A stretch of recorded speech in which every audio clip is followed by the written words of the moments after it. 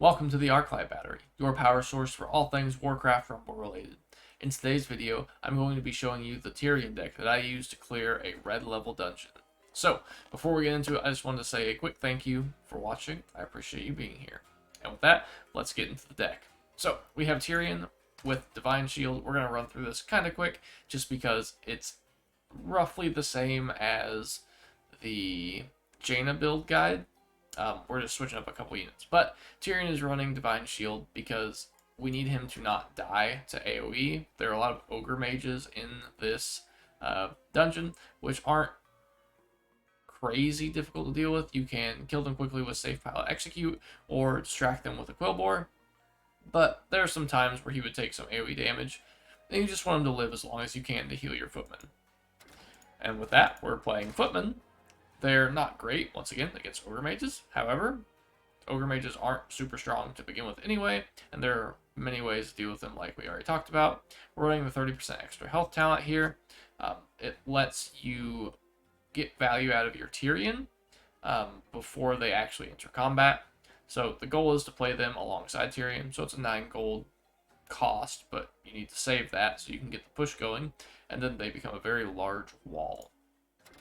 We've got Defias Bandits, great at stunning different bosses, putting poison on, getting things to 70% health on the first map for 1 gold. They're fantastic. Quillbore distracts the Ogre Mages, it distracts the second boss, it distracts the Blood Elf on the last boss. He's very solid for this dungeon. He's probably going to be played in most dungeons, to be honest. He's just an all-around great 2 gold unit. His talents don't mean a lot either, so you don't have to have talents for this guy. Really doesn't matter too much. That being said, you really don't need the extra missing health or the poison on these guys either. It's just nice. Safe Pilot coming in hot. You can run any talent on this or no talent. Once again, she's fantastic. She's used to kill the healer on the third boss if you need to.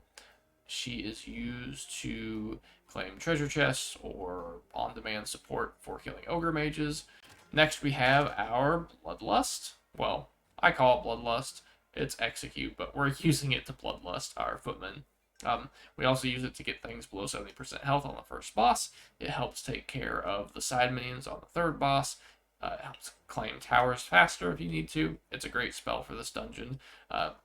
Being able to give 4 units in your Footmen Bloodlust is fantastic. So that's the talent we're using. And then last but not least, we have Griffin Rider. It's just a long-range support. We needed something to help at range, and making it a flyer is awesome. Her +3 range talent makes her to where she stayed outside of most of the danger, but without it, she's pretty close range. So maybe if you don't have this talent, go with another range, maybe like Murlocs or Troll or something along those lines. So that's the dungeon. Let's go ahead, that is the deck that we're going to use in the dungeon. Let's go ahead and now get into the dungeon so you can see how the deck actually plays. So, what relics do we have? Well, we have Howling Warband, where on death our minions grant Bloodlust, Balance of Determination, where our leader gets +1 level every time we play him, and Reflective Chain, our alliance minis deal increasing damage to their attackers for each other alliance mini nearby. This one can be pretty solid because of all the alliance minis we have in our deck, especially since we like to swarm a bunch of units. Howling Warband is also very good, just the nature of having a lot of squads with our Footmen and our Bandits. Being able them having the ability to be bloodlusted when one of the squad dies is very, very good. However, I think both of these are very solid. We're going to play Reflective Chain, and we'll go ahead and try that out. We haven't actually tested this one yet, so let's go ahead and get to this level 27 dungeon. Alright, we're just going to give a quick overview because we've already done it in the Jaina video, but we've got 2 towers, and the mechanic here is that when they get to 70% health, they're going to start fighting each other. So we're running Execute and Safe Pilot to take care of that. We'll try and claim both towers, but let's go ahead and get into it. So we'll drop a quick Bandits to claim this before these guys get here. We'll drop a Pilot on top of these in order to make them start hitting each other with the burn. And then we'll go ahead and drop Footmen here with a Tirion to back them up. So We can execute here in just a second to get all of these things fighting each other. We missed the tower. A little unfortunate. Could have placed that a little better, but that's okay. We're still doing fine. We're going to use a quill bore to distract this.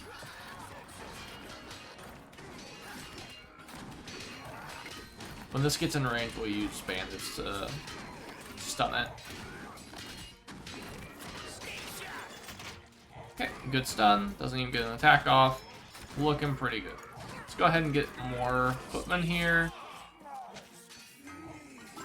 So ogre mages are bad for a footman, but generally we can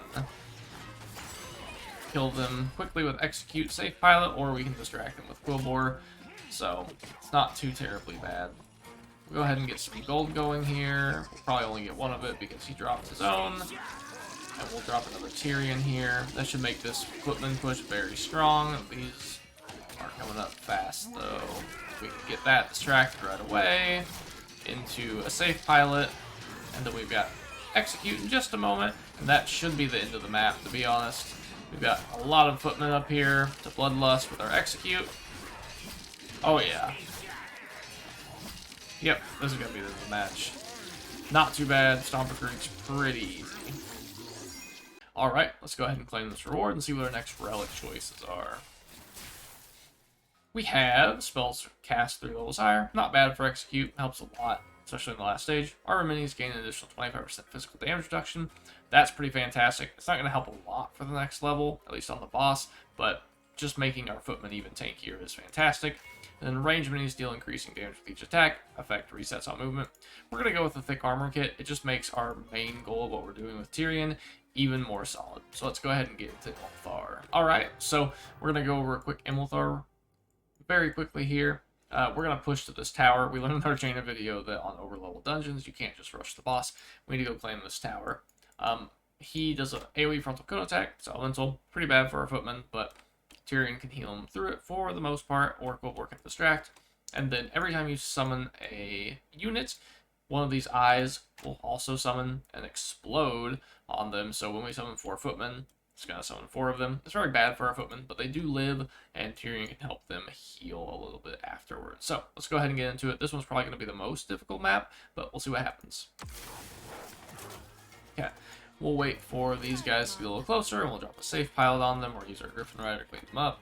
Probably do safe pilot. I like that option a little better. And then we'll go ahead and drop footman here in just a moment.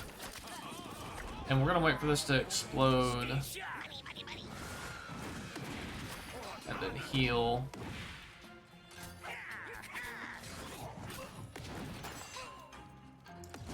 We'll have a Griffin Rider support. Go ahead and execute these. Shouldn't be too terribly bad. Safe pilot to support just a little bit. We should be able to heal up after this. Except we lose our Tirion because we summoned a safe pilot, which spawned an eye and killed everything. But that's okay. We'll go ahead and get this gold. We have the tower now, or we will in just a moment.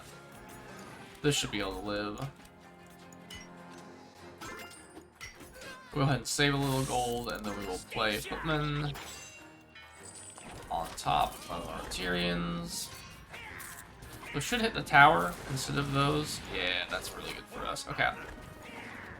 Go ahead and get a Griffin Rider. And then distract the boss.